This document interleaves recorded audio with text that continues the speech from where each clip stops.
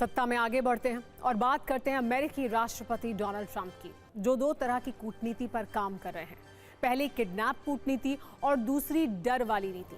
Venezuela के राष्ट्रपति Maduro का अपहरण उनकी किडनैप कूटनीति का ट्रेलर है। अब डर वाली कूटनीति को भी रीलॉन्च कर दिया है। इसका टूल है टैरिफ, जिसे ट्रंप ने ब्लैकमेलिंग का हथियार बना लिया है। वो भारत समेत दुनिया के कई देशों को 500% टैरिफ लगाने की तैयारी कर रहे हैं।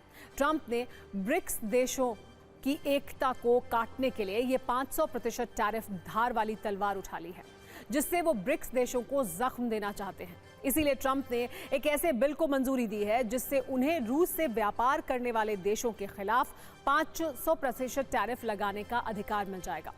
कहा जा रहा है कि ट्रंप के इस टैरिफ प्लान का असली टारगेट भारत और चीन है, क्योंकि भारत और चीन ही रूस से सबसे ज्यादा तेल खरीद रहे हैं। ट्रंप रूस से व्यापार करने के लिए भारत पर पहले ही 25% अतिरिक्त टैरिफ लगा चुके हैं। अब नया प्लान 500% टैरिफ लगाने का है। इसके लिए ट्रंप ने रूस प्रतिबंध अधिनियम 2025 को मंजूरी दी। सेनेटर रिचर्ड ब्लूमेंथल और लिंडसे ग्राहम बिल इस बिल के प्रस्तावक हैं। मंजूरी मिलने के बाद अब इस बिल पर अगले हफ्ते अमेरिकी सेनेट में वोटिंग हो सकती है। बिल का मकसद रूस को आर्थिक तौर पर कमजोर करना है। इसीलिए रूस से व्यापार करने वाले देशों पर कई तरह के प्रतिबंध लगाने का प्रस्ताव है। आपको बता दें कि सैंक्शनिंग रशिया एक्ट के तहत हर उस देश पर 500% टैरिफ लगाने का विचार है जो रूस से ईंधन खरीदता है। रिपब्लिकन सेनेटर लिंडसे ग्राहम ने बताया कि उन्होंने इस बिल को लेकर राष्ट्रपति ट्रंप से बातचीत की है। इसे जल्दी ही लागू कर दिया जाएगा। लिंडसे ग्राहम इस बिल को भारत और चीन के लिए आर्थिक बंकर बस्टर बॉम्ब बता चुके हैं। अमेरिकी सांसदों का मानना है कि पुतिन को कमजोर करने के लिए भारत और रूस की बिजनेस डील तोड़ना बहुत जरूरी है। इस टैरिफ दादागिरी पर यह न्यूज रील आप भी देखिए, फिर ट्रंप का असली दर्द भी आपको दिखाएंगे।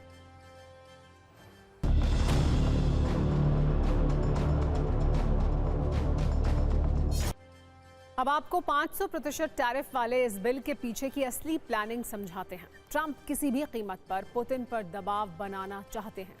उन्हें लगता है कि अगर भारत और चीन जैसे देशों ने रूस से तेल खरीदना बंद किया तो रूस आर्थिक तौर पर बर्बाद हो जाएगा, क्योंकि अमेरिकी प्रतिबंधों के बाद भी भारत और चीन ही रूस से सबसे ज्यादा कच्चा तेल खरीदते हैं। 2020-21 में भारत रूस से अपने कुल आयात का सिर्फ 2% तेल खरीदता था, लेकिन 2022 से रूसी तेल की कीमत घटने के बाद भारत ने रूस से तेल आयात बढ़ा दिया। भारत ने अपने कुल तेल आयात का 35% रूस से खरीदना शुरू कर दिया। इसके बाद ट्रंप ने 2 रूसी तेल कंपनियों पर बैन लगा दिया। हालांकि ताज़ा रिपोर्ट्स के मुताबिक रूस से भारत के तेल आयात में थोड़ी कमी आई है, लेकिन ट्रंप चाहते हैं कि भारत और चीन रूस से तेल खरीदना बिल्कुल बंद कर दें। सवाल यह है कि ट्रंप आखिर ऐसा क्यों चाहते हैं? दरअसल वो एक टैरिफ तलवार से कई शिकार करना चाहते हैं। पहला, पुतिन पर दबाव बनाकर यूक्रेन में सीज फायर के लिए उन्हें राजी कराना चाहते हैं। ब्रिक्स देशों को अपना पेमेंट सिस्टम बनाने से रोकना चाहते हैं, क्योंकि ऐसा हो गया तो डॉलर की बादशाहत खत्म हो जाएगी। वेनेजुएला के तेल भंडार पर अब अमेरिकी कंट्रोल है, इसलिए ट्रंप ये भी चाहते हैं कि भारत और दूसरे देश रूस के बजाय अमेरिका से तेल खरीदें। यहाँ एक अहम बात यह है कि ट्रंप जो पाबंदी ब्रिक्स देशों पर लागू करना चाहते हैं, क्या वही वो खुद अमेरिका और यूरोपियन यूनियन पर भी लागू करेंगे, क्योंकि अमेरिका भी न्यूक्लियर जरूरत की चीजें रूस से ही खरीदता है। इसके अलावा यूरोपियन यूनियन के देश अपने कुल गैस आयात का करीब 15% शुरू से ही रूस से खरीदते हैं। वैसे तो ट्रंप सब कुछ अपनी सहूलियत से चाहते हैं, लेकिन 500% टैरिफ वाला हथियार अमेरिका को भी गहरा जख्म दे सकता है। अनुमान है कि अगर ऐसा हुआ तो अमेरिका में महंगाई कई गुना बढ़ जाएगी। दवाओं जैसी जरूरी चीजों का संकट भी खड़ा हो सकता है। ट्रंप पहले भी ब्रिक्स देशों पर 100% टैरिफ वाली हवाबाजी कर चुके हैं, लेकिन वो भी जानते हैं कि ब्रिक्स से टकराना उनके लिए आसान नहीं है, क्योंकि 40 से ज्यादा देशों ने ब्रिक्स में शामिल होने की इच्छा जताई है। ऐसे में भविष्य में ब्रिक्स देशों की ताकत बढ़ना तय है। वैसे भी ब्रिक्स में शामिल देशों की आबादी करीब 390 करोड़ है, जो दुनिया की कुल आबादी का आधे से ज्यादा है।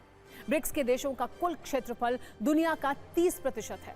ब्रिक्स देशों की जीडीपी करीब $28 ट्रिलियन है, जो दुनिया की कुल जीडीपी का 35% है।